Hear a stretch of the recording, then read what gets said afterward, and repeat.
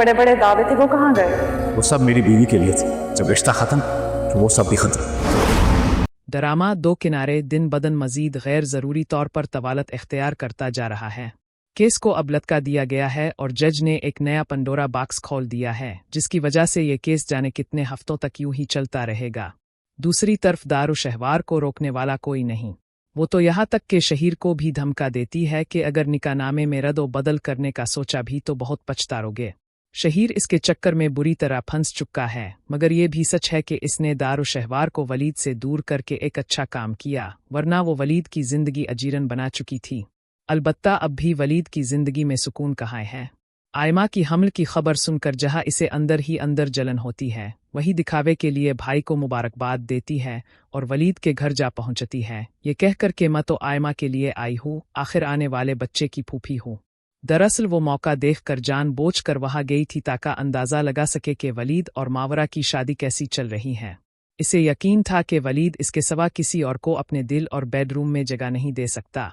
वो बहाने से दुआ को मिलने के लिए वलीद और मावरा के बेडरूम में दाखिल होती है, जो कभी इसका हुआ करता था।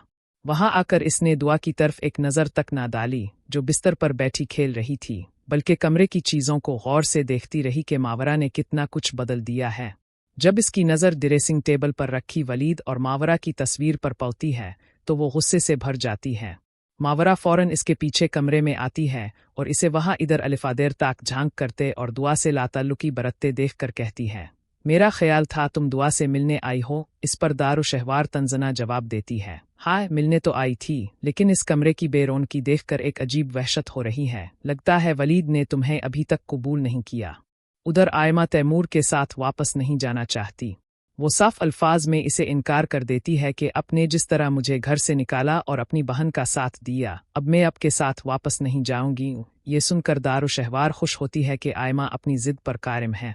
वलीद आयमा को समझाने की कोशिश करता है, मगर वो कहती है कि दारू शहवार ने तैमूर के दिमाग में ये बात डाल दी है कि अपने तलाक देकर अच्छा नहीं किया। वलीद जवाब देता है कि दारू शहवार कुछ भी कहे, तुम अपना घर इसकी बातों पर बर्बाद मत करो।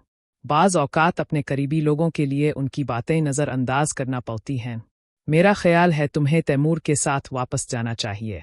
वलीद की नफ़रत देखकर दारू शहवार को ना जाने क्यों बुरा लगता है और गुस्सा भी आता है। जिस शख्स की आंखों में इसने मोहब्बत की शिद्दत देखी थी, उन्हीं आंखों में अपने लिए नफ़रत की शिद्दत बर्दाश्त नहीं हो रही।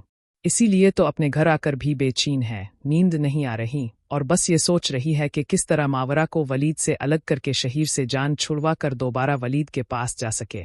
यही इसका असल मंसूबा है और इसीलिए तो वो दुआ के पीछे लगी हुई है।